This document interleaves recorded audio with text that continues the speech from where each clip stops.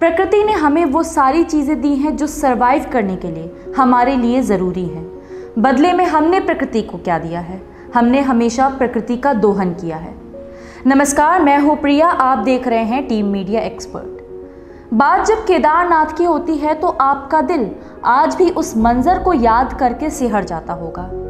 आज के एपिसोड में हम उसी केदारनाथ की बात करेंगे जिसने लाखों हंसते खेलते परिवारों को एक पल में रोने के लिए मजबूर कर दिया था।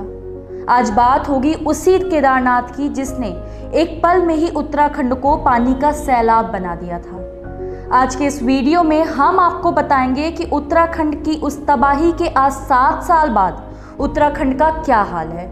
तो चलिए वीडियो की शुरुआत करते हैं। 17 जून 2013 बाबा केदारनाथ के मंदिर में रोज की तरह भक्तों का तांता लगा हुआ था। मंदिर में भक्त भोलेनाथ की जय जयकार कर रहे थे। शायद उनको पता नहीं था कि मंदिर के ठीक 300 मीटर ऊपर पहाड़ी पर एक बहुत बड़ी तबाही उनका इंतजार कर रही है। 15 जून से ही केदारनाथ मंदिर क्षेत्र में पिछले 48 घंटों से लगातार बारिश हो रही थी, पर उस वक्त केदारनाथ यात्रा अपने पूरे शबाब पर थी। सारे मंदिर और धर्मशाला भक्तों से खचाखच भरे हुए थे। मंदिर के ठीक ऊपर चोराबारी झील में लगातार हो रही बारिश से जल स्तर बढ़ता जा रहा था। अचानक एक बहुत बड़े बादल के फटने से, झील के टूटने से उस झील का पानी सैलाब बनकर मंदिर की तरफ आ गया। देखते ही देखते धर्मशाला, होटल, दुकानें और छोटे छोटे मंदिर पानी के सैलाब में समा गए और इस सैलाब ने तबाही का रूप दिखाया और अपने साथ साथ हजारों लोगों को भी बहा ले गया। केदारनाथ मंदिर भारत के उत्तराखंड राज्य के रुद्रप्रयाग जिले में स्थित है। यह उत्तराखंड का सबसे विशाल मंदिर है जो कटवा पत्थरों के विशाल शिलाखंडों को जोड़कर बनाया गया है। केदारनाथ मंदिर 5 नदियों का संगम भी है। इस मंदिर का निर्माण पांडव वंश के जन्मेजय ने कराया था। यहाँ की प्रतिकूल जलवायु के कारण यह मंदिर अप्रैल से नवंबर माह के मध्य ही दर्शन के लिए खुलता है। 17 जून को केदारनाथ में बाढ़ आई तो सबसे पहले हेलीपैड खत्म हो गया, जिस पर कुछ दिनों से एक धरना और हड़ताल चल रही थी। ये हड़ताल यहाँ की कुछ प्राइवेट कंपनियों की ओर से दी जाने वाली हेलीकॉप्टर सेवा के विरोध में थी। पूरा हेलीपैड धंस गया और नदी उसे बहा ले गई। ये इतनी जबरदस्त बाढ़ थी कि जहाँ से भी पानी गुजरा वहाँ कुछ नहीं बचा। केदारनाथ घाटी में जब इस तबाही का मंजर हुआ तो बहुत सारे परिवार बह गए। काफी जान माल का नुकसान भी हुआ, जिसके बाद सर्च अभियान चलाए गए जिसका काम अभी तक चल रहा है। नैनीताल हाईकोर्ट कमेटी ने आदेश दिया है कि केदारनाथ घाटी की त्रासदी में लापता हुए लोगों के कंकालों को लगातार ढूंढा जाए। स्थानीय लोगों का कहना है कि इस भयानक त्रासदी में लगभग 2 लाख से ज्यादा लोग मारे गए थे। अभी तक लापता लोगों का कुछ पता नहीं चल पाया है। उत्तराखंड पुलिस ने एक बार फिर लापता लोगों के कंकालों को खोजने का सर्च अभियान शुरू किया है, जहां उनका डीएनए टेस्ट करने के बाद उनसे संबंधित लोगों को इन्फॉर्म किया जाएगा, जिससे परिवार के लोगों को संतुष्टि हो सके और उसके बाद ही अंतिम संस्कार किया जाएगा। इस सर्च अभियान के लिए पुलिस की 10 टीमों का गठन किया गया है।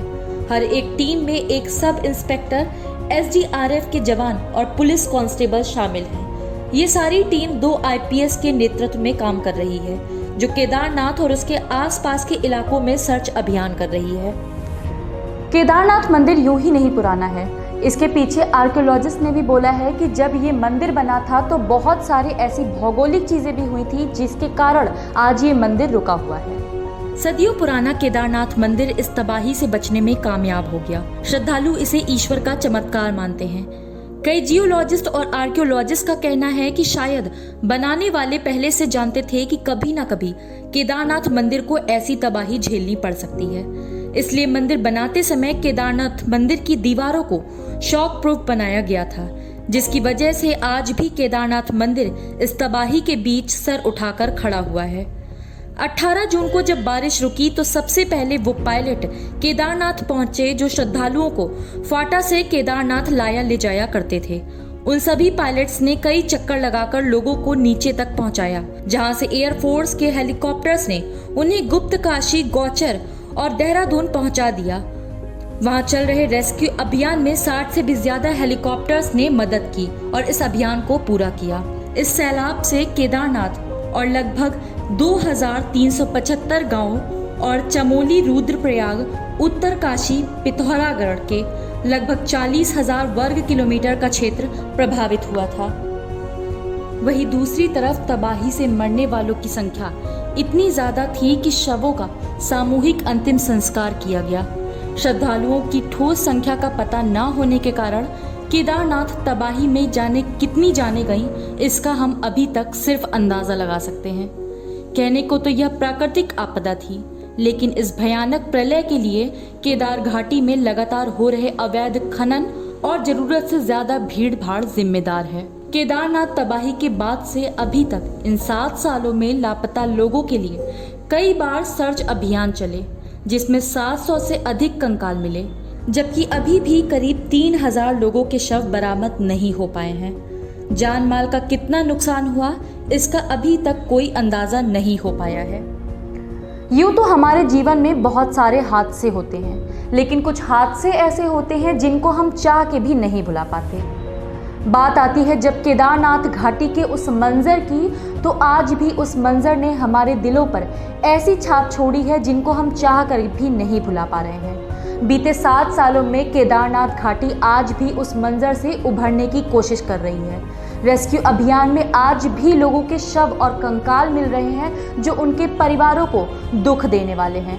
उम्मीद करते हैं ये वीडियो आपको पसंद आई होगी। इस वीडियो के माध्यम से आपने केदारनाथ घाटी को पहचाना और जाना होगा।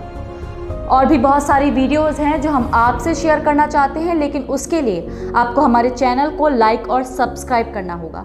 बने रहिए हमारे साथ टीम मीडिया एक्सपर्ट के साथ। चलते चलते आपसे बस इतना ही कहना चाहेंगे कि प्रकृति को अपनी तरह समझिए, अपने जीवन की भी रक्षा करिए, प्रकृति की भी रक्षा करिए, उसके संतुलन को बनाए रखिए। धन्यवाद।